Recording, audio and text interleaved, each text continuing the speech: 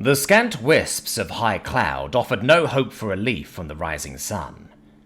The dark red soil had barely finished radiating the heat it had collected the previous day, when the first rays of the sun lit the sky.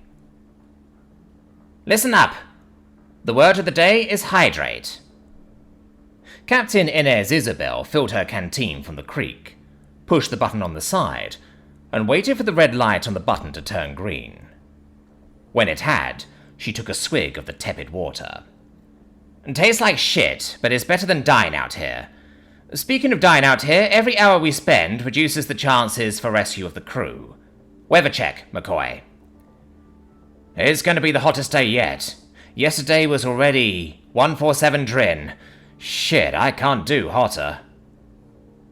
Corporal Alex McCoy, barely 150 centimeters tall, turned grey eyes and a pale face, rimmed with strawberry blonde hair and beard, to the tall, dun-skinned woman with dark brown eyes and matching hair, buzzed to a few millimeters.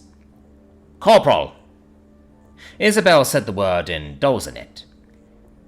Aye, Captain. Apologies. I will endure. We will endure.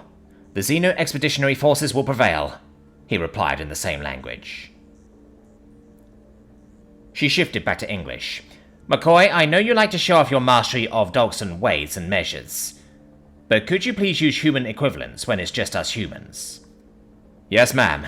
It was about 43 Celsius, that's 110 Fahrenheit, Mary Jane. Yesterday, with humidity at 22%. It'll be hotter today, he said. But it's a dry heat, he added, with forced jocularity. I know Celsius, Private. Recruit Mary Jane Smith shot back. Why did you join the Dulcin, Zeph?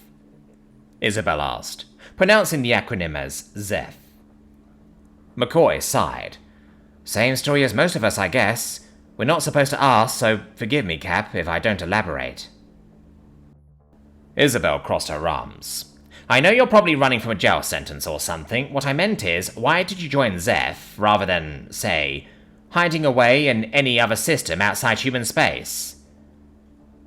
I, didn't have that option. It was either the Dulcin Xeno Expeditionary Force or Dulcin Prison, and I couldn't do another stint.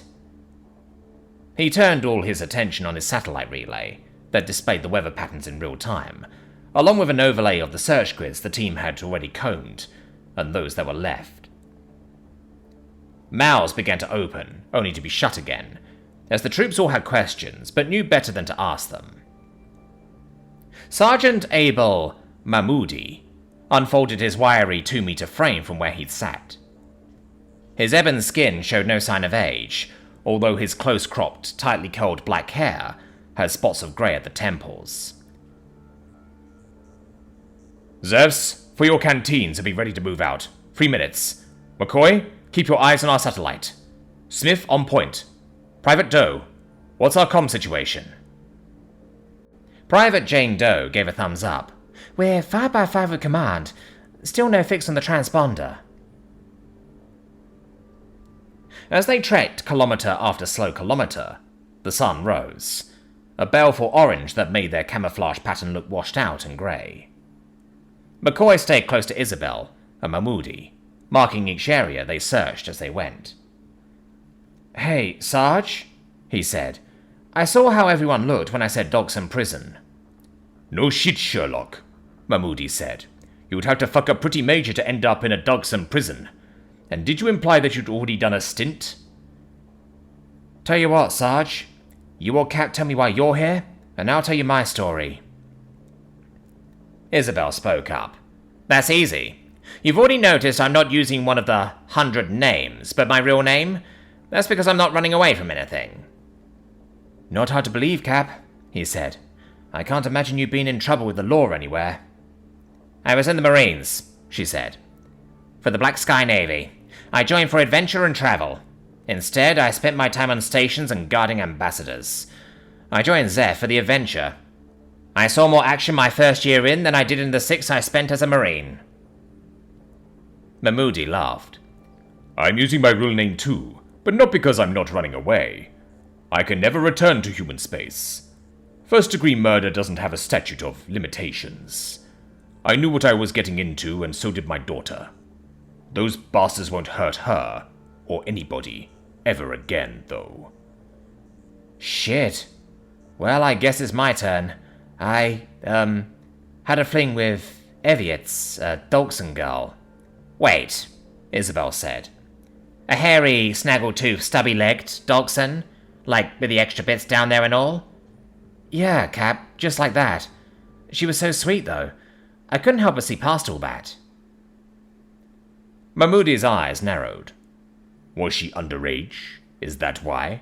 No, she, used me. As a money mule. I didn't know. She'd asked me to do her a favour and hand me a stack of credits with a filled-out deposit slip. Lots of different banks, but I figured it was normal for an interstellar business consultant. She travelled a lot for business, made lots of money, but still found time to keep me happy. McCoy marked the location on his display and continued. It's just that her consulting business was money laundering for pirates and drug cartels. They arrested me while I was making one of the deposits and locked me up. I told them everything I knew, but they didn't believe me. Eviet's was in the wind. They said not even a human would get suckered in by someone as ugly as her, and I was in on it and in it for the money. That was the first term, for 7 mitre, about 2 years, and then they caught her, and she dumped it all on me. I knew I was fucked when I recognized the judge at the second trial as one of her regular customers. Now she's free, and I'm here. Mahmoodi chuckled. You were with a Dawson woman, an ugly one at that. Who was top? McCoy shook his head and sighed. See, this is why I didn't want to talk about it.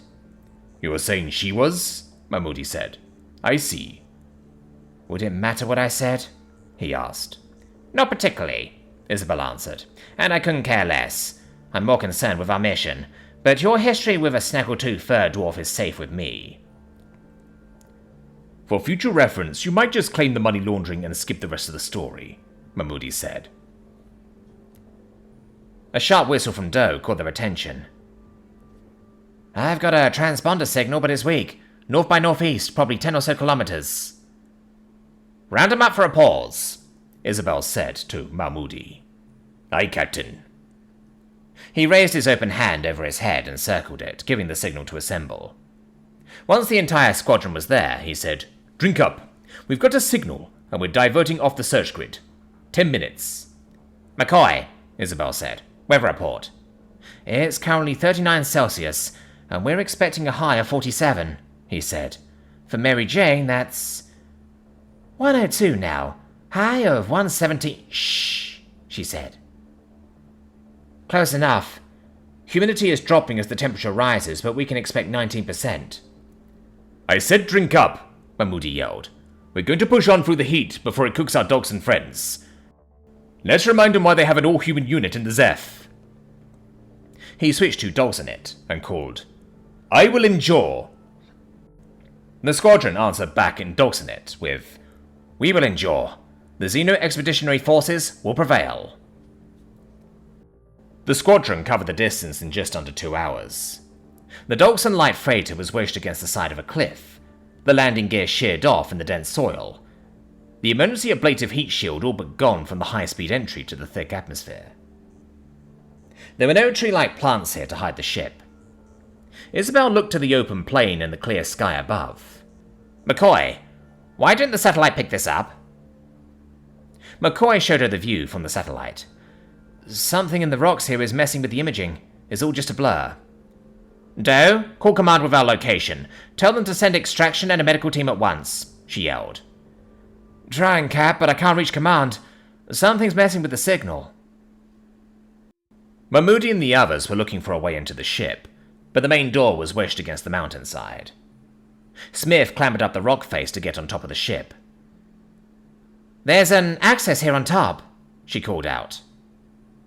Isabel looked at Mahmoodi. Sergeant, take 2 more and get into that ship. Be ready with medical requirements. And get me some comms. Aye, Captain. He turned to Doe. Do you think you could get through from up there? He asked, pointing at the top of the cliff. Maybe. Probably. We didn't bring any climbing gear, though. Smith had already clambered down. I've done years of free climbing, she said. Give me the radio and I'll try to call from up top. Mahmoudi nodded. Make it happen, recruit. Doe, hand over the comms to Smith and come with me. Corporal Jones, you're with me too. Two of the squadron ran up to him. Shit, sorry, I forgot you got promoted last week. Corporal John Jones, you're with me and Doe. Corporal Sally Jones, stay with the rest of the squadron and set up a protective perimeter. Corporal McCoy, keep an eye on the display for anything that might be coming our way. Aye, Sergeant, they responded in Dulcinate. While Mahmoudi led his team into the ship and Smith climbed the cliff face, McCoy kept watch on the satellite display. Ma'am, he asked, what do you think a Dolson freighter is doing all the way out here in Thazi space? I'm sure it's above my pay grade, she said. Not to mention yours. Is this planet even inhabited? He asked. Don't know. It's not on the public charts, but obviously the Dolson know it's here, and I would guess the Thazi do too. Smith waved from the top of the cliff and gave a thumbs up. Doe popped her head up from the ship and made the hand signal for medevac, followed by a raised hand with 4 fingers. Smith copied the movements and held a fist in front of her face to say she was relaying the info on comms. Here comes the parade, McCoy said, pointing at his display. 2 ships were marked in green on the satellite image, heading towards them.